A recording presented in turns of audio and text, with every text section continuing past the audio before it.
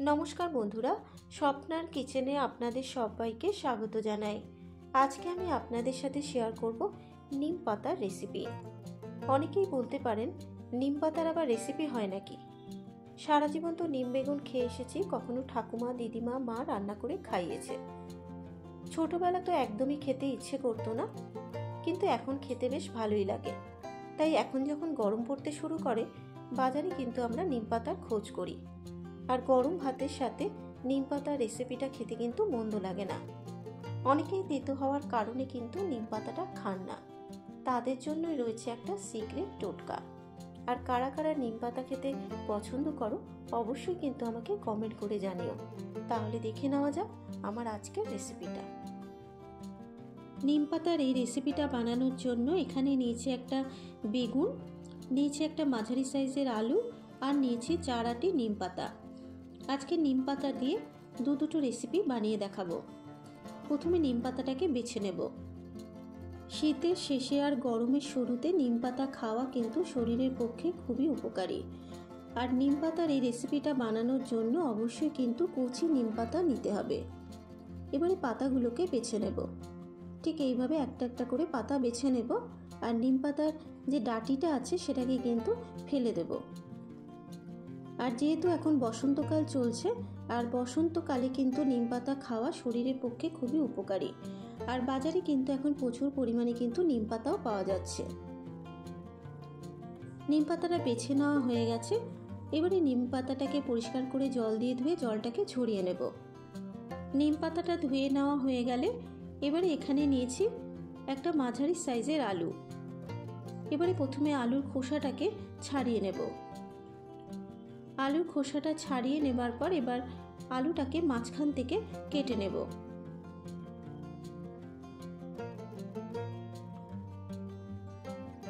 আলুটাকে কেটে নেবার পর এবার আলুটাকে সেদ্ধ করে নেব। এবারে বেগুনটাকেও কেটে নেব। এখানে আমি অর্ধেক বেগুন কেটে নিচ্ছি। এবারে বেগুনটাকে ছোট ছোট টুকরো করে কেটে নেব। অনেকেই আছে কিন্তু তেতোর কারণে নিম পাতা খান না। একবার এভাবে আমার মতো বাড়িতে বানিয়ে দেখবেন। গরম ভাতে প্রথম পাতে এই নিম পাতার রেসিপিটা খেতে কিন্তু দারুণ লাগে। আর যদি ভালো লাগে অবশ্যই কিন্তু আমাকে কমেন্ট করে জানাবেন। ঠিক এরকম ছোট ছোট টুকরো করে বেগুনটাকে কেটে নেব। আপনারা আপনাদের পছন্দ মতো সাইজে বেগুনটাকে কেটে নেবেন।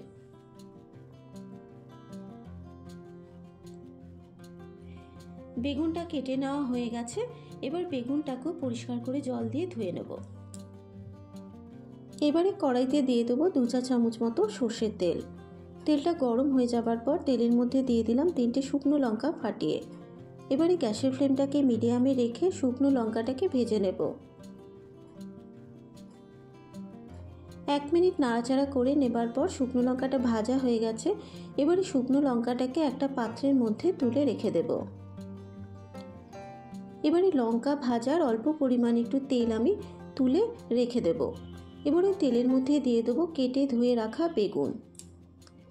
বেগুনের উপরে দিয়ে দেবো অল্প পরিমাণ একটু হলুদ গুঁড়ো, আর দিয়ে দেবো স্বাদ মতো নুন। হলুদ গুঁড়ো আর নুনটা দেবার পর বেগুনের সাথে মিশিয়ে নিয়ে বেগুনটাকে খুব ভালো মতো করে ভেজে নিতে হবে।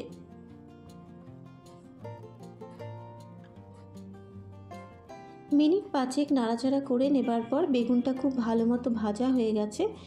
এবারে বেগুনটাকে একটা পাত্রের মধ্যে তুলে রেখে দেব। বেগুন ভেজে তুলে নেবার পর ওই কড়াইতে দিয়ে দেবো আরও 1 চা চামচ মতো সর্ষের তেল। আর নিম পাতা ভাজতে কিন্তু খুব বেশি তেলের প্রয়োজন হয় না। এবারে তেলটা যখন গরম হয়ে যাবে তেলের মধ্যে দিয়ে দিলাম ধুয়ে রাখা নিম পাতা। নিম পাতার ওপরে দিয়ে দেবো সামান্য পরিমাণ একটু নুন। নুন দেবার পর এবার নিম পাতার সাথে মিশিয়ে নিয়ে নিম পাতাটাকে একটু মচমচে করে ভেজে নেব। নিম পাতাটা ভাজা হতে হতে এবার যে লঙ্কাটা ভেজে রেখেছিলাম, ভাজা লঙ্কার উপরে দিয়ে দেবো সামান্য পরিমাণ একটু নুন। নুন দেবার পর এবার ভাজা লঙ্কাটাকে গুঁড়ো করে নেব।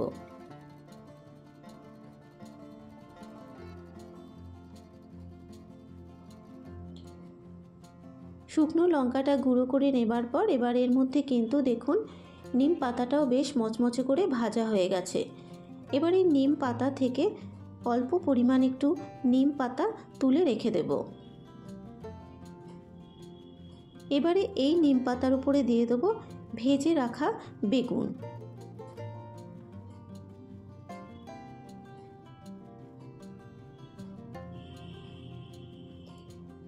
বেগুন দেবার পর এবার দিয়ে দেবো গুঁড়ো করে রাখা শুকনো লঙ্কা।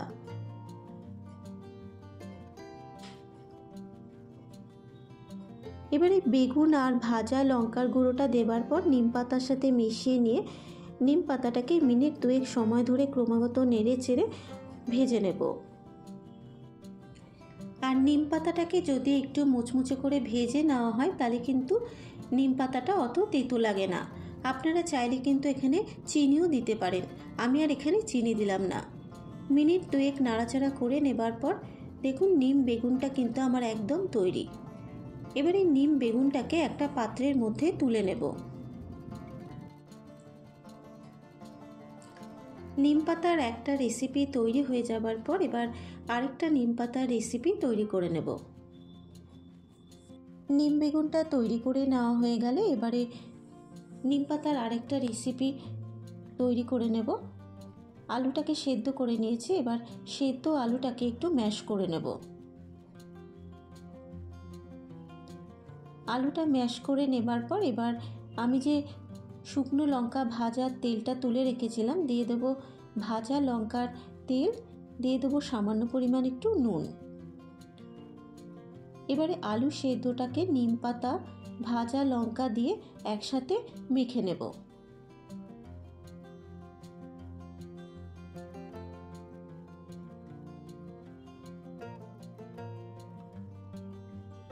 নিম পাতা দিয়ে আলু মাখাটা কিন্তু একদম তৈরি। আপনারা এভাবে একবার নিম পাতা দিয়ে আলু মাখাটা খেয়ে দেখবেন, আশা করি আপনাদের ভালো লাগবে। যারা বেগুন খান না তারা কিন্তু আলু দিয়ে এভাবে নিম পাতাটাকে মেখে খেতে পারেন। আমার দুটো নিম পাতার রেসিপি একদম তৈরি। আশা করি আজকের এই রেসিপিটা আপনাদের ভালো লেগেছে। যদি রেসিপিটা আপনাদের ভালো লেগে থাকে আপনারা এভাবে একবার বাড়িতে ট্রাই করবেন ও আমাকে কমেন্ট করে জানাবেন রেসিপিটা আপনাদের কেমন লাগলো।